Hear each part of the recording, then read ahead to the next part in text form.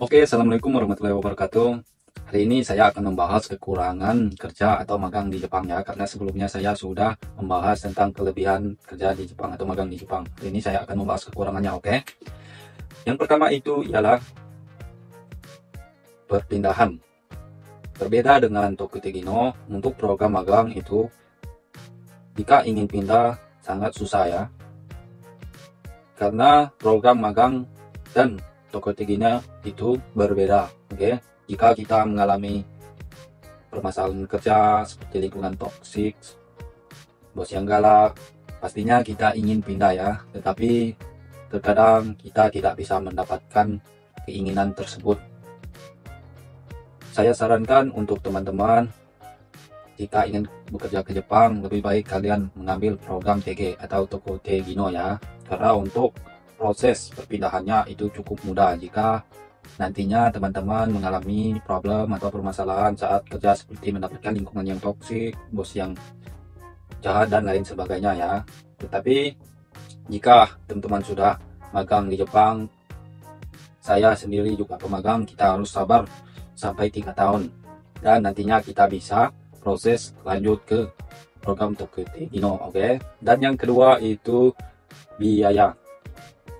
Biaya kita tahu sendiri, bahkan kita bisa cek di kisaran nominal untuk bisa kerja ke Jepang ya. Setiap LPK itu untuk biayanya bervariasi ya. Tetapi jika kita ingin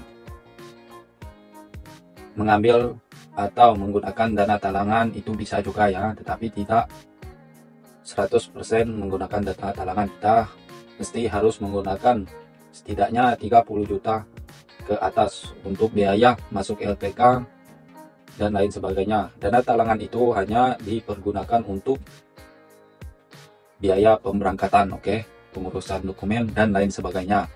Oke, tapi jika kita ingin ke Jepang, kita bisa mulai sekarang atau kalian bisa mulai menabung sedikit demi sedikit. Nanti sudah terkumpul, kurangnya kalian bisa menggunakan dana talangan yang disediakan di LPK, oke. Dan yang ketiga itu jarak dengan keluarga. Saya merasakan sendiri bagaimana rasanya berpisah dengan keluarga, terutama itu dengan kedua orang tua ya. Kita sangat rindu, tetapi kita tidak bisa menemui mereka. Apalagi saya magang ini waktunya cukup panjang, itu 3 tahun ya. Tapi jika kita ingin pulang sementara, itu bisa ya, menggunakan cuti misalnya, bisa juga jika perusahaan tempat kita bekerja itu mengizinkan kita untuk pulang sementara waktu, nantinya kita kembali lagi ke Jepang untuk bekerja ya. Oke, yang keempat itu tekanan pekerjaan. Karena kita di sini dituntut untuk cepat beradaptasi, baik itu kecepatan, penguasaan setiap alat di pekerjaan, dan mengimbangi setiap pekerja di Jepang. Itu semua kita harus bisa ya, karena itu harus kita lakukan, oke. Dan yang kelima itu masalah bahasa ya. Bahasa ini sangat penting. Jangan sampai kalian tidak memikirkan hal ini, karena jika kalian minimnya bahasa atau kurangnya bahasa, kalian akan mendapatkan permasalahan atau problem nantinya jika kalian sudah bekerja. Karena jika kalian kurangnya bahasa, saat kalian mendapatkan instruksi, kalian akan kesulitan untuk mencerna apa yang disampaikan orang Jepang. Misal kalian disuruh ini, yang kalian lakukan itu berbeda. Jadi itu sangat penting ya. Semangat yang ingin bekerja ke Jepang, belajar dengan rajin agar kalian nantinya tidak mendapatkan problem yang telah saya sampaikan tersebut. Dan yang terakhir itu pekerjaan yang tidak sesuai dengan yang kita inginkan ya.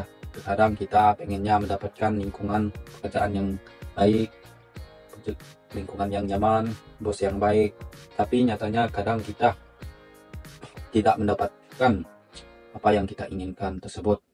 Bisa jadi kita mendapatkan lingkungan pekerjaan yang toksik, bos yang jahat dan lain sebagainya. Itu adalah risiko setiap individu yang akan bekerja ke Jepang. Oke, kita harus siap untuk menghadapi hal tersebut ya.